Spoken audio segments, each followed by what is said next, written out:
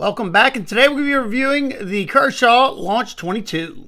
Out of the new released models, this one piqued my interest the most. Of course, I like the Iridium, but this one was a new model, like I said. The Iridium was just a re-release or a different variation of the model. Of course, all the Launch Series automatics are made here in the US. Another awesome thing about this one. And this is a nice larger knife. Coming in at 8.18 inches long, it has a 3.46 inch bayonet ground spear point blade, nice black wash finish. And this one is in CPM MagnaCut steel, and you can see that little marking right there. This is an in-house design. This is 7205. You have a little small row of effective jimping. It does a good job of gripping the thumb. Being that this is a bayonet ground spear point, you're going to have pretty much full thickness right there in the middle, so it's going to be a very sturdy tip. So if you had to do some kind of piercing or something into a bag of potato chips, you should be fine. And it should be a fairly versatile blade because you got a nice low tip there, so you can maneuver it, making fine intricate cuts with that tip as well. I do wish they would have given us a better sharpening choil here. You can kind of see it already wanting to start tapering down right here, because that plunge grind comes down to about right there. So you may get a couple of sharpenings if you don't put too much pressure there, but you see what I'm saying, how it's coming out this way. Wish they would have brought it to about right here just to get away so you had some separation from the plunge grind that's coming right there. Let's see if you can fix that if you need to. Yes, good. The plunger is sitting in front in a little channel, so if you ever need to open that up a little bit yourself, you could. You got pretty robust blade stock at 0.155 inches with a pretty robust flat grind because of that thickness and the type of grind this is. Comes down to around 26 thousandths behind the edge. As long as this one's nice and sharp, it should still perform really well. Let's find out.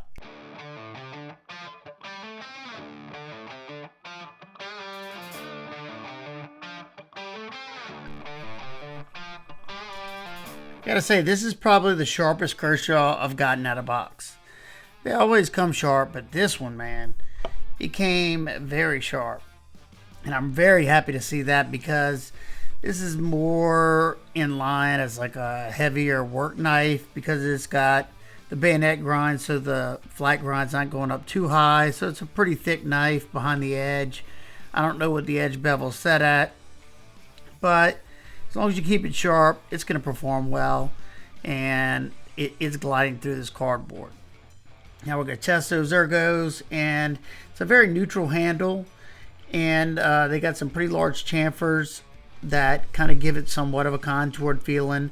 I will say I don't like the jimping at the bottom of the scales in the back, just because whenever I'm pushing real hard, I don't have gloves on, those jimps are pushing into my pinky.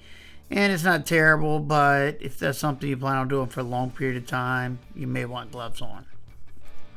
When we get to the 1/2 inch sisal rope, that's how I really can tell how sharp it is.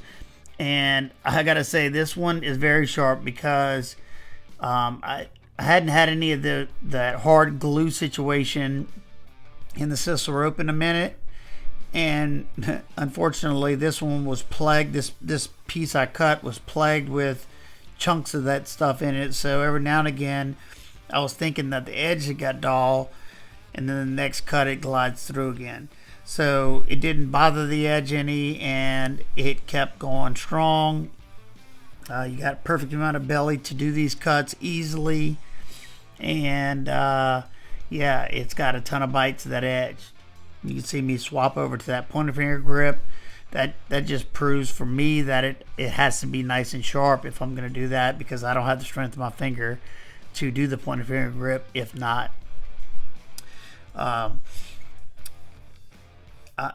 hoping they don't have a huge obtuse bevel on here, because I don't want it to thicken up a lot if I lay the edge bevel back some, because I think it's going to perform even better after I put a couple of edges on it. And can't wait to see that. That tip is pretty stout up there. Another thing about the bayonet grind, you're going to get kind of full thickness at the very tip, and then the swedge from the bayonet grind's kind of thinning it out a little bit. The black coating didn't cause any drag that I noticed. It's got a very smooth to the touch feeling, so I thought this one performed great, especially for being how thick it is behind the edge. Yeah, this one did great. I think this is the best one of the launch series knives that I've gotten has done. And a lot of it has to do with the edge that this one came with. It was extremely sharp. I'll probably lay the edge bevel back just a little bit. It is already kind of big. I don't know what they set it at before, but I'd imagine it's probably a pretty obtuse bevel. That said, it was such a clean cutter. It sliced very well. And that's something I say a lot of times right before I do the testing. As long as that edge is really good and it's not like 40 thousandths behind the edge with a 40 degree per side edge bevel, it should still slice really, really well. And this one did just that. It performed better than both of the launch iridiums I got. And it performed better than the launch 23. I didn't expect that. And once again, it's because of how good the edge was on this one. Now let's close it up and take a look at this deployment. This is a side opening automatic, push button automatic. As you see there, you got some texture and a reset spot so you don't accidentally disengage it. There is no secondary lock. I'm good with that. But this thing has recoil. I mean, you better be holding on to it. I grabbed the bottom of the pocket clip right there, so I got a good firm grip. This thing, yeah, comes out, and it's because it's got some nice tension on that spring, and you got a robust blade that as soon as it flips it around, that blade carries around and hit the wax open. Yeah.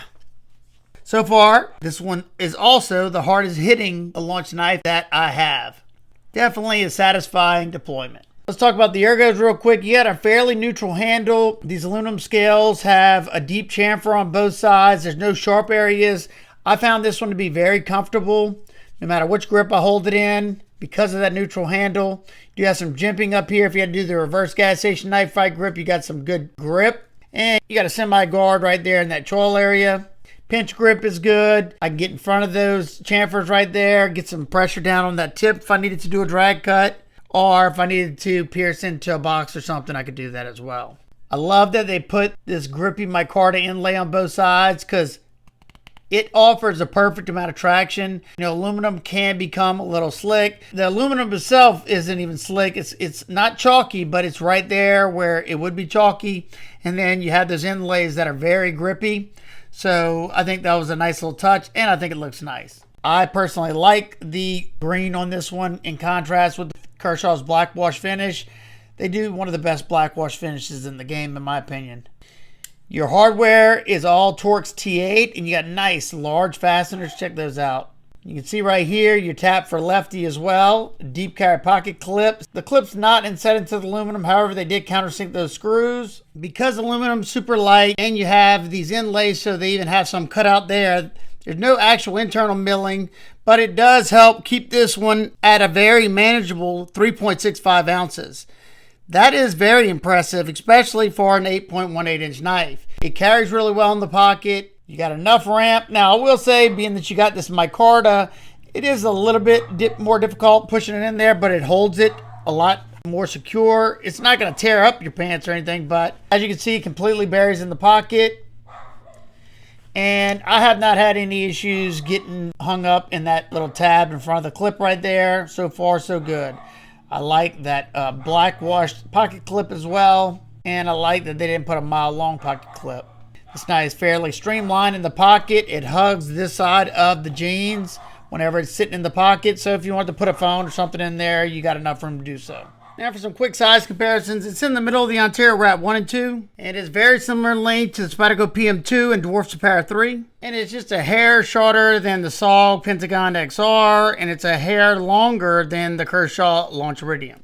And lastly, it's just a hair longer than the Hogue Ritter RSK, and it's a little bigger than the Benchmade 940.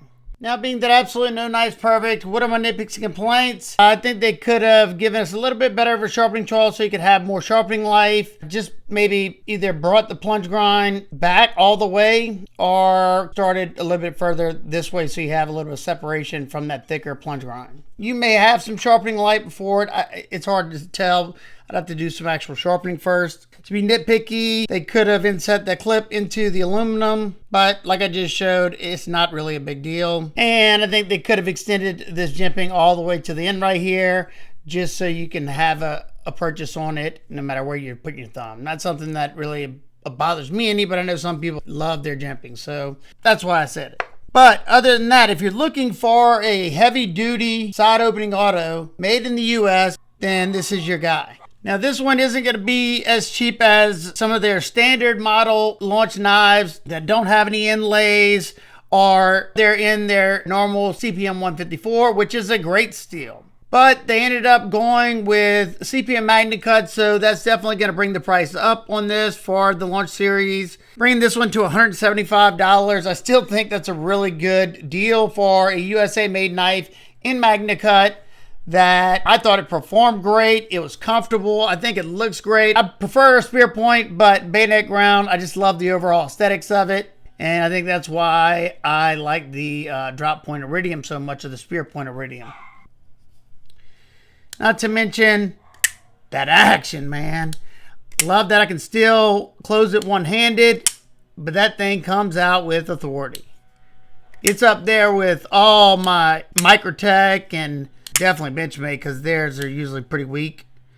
Pretty much all my side opening automatics, this one's up there with the best. Got a good pocket clip and just an overall good USA made pocket knife. So that's going to do it for today's video. If you're interested in getting one for yourself, I will have it linked down below in the description. It will be an affiliate link, so if you want to help support what I do here in this channel, that helps me pay for my testing materials. I can't thank you enough. It's not no sweat at all. I just enjoy having you here. And if you have any questions in particular, feel free to ask me down below, and I'll do my best to get back with you. I hope every single one of y'all is having a fantastic day today. And remember, keep these blades sharp, smile more. Peace.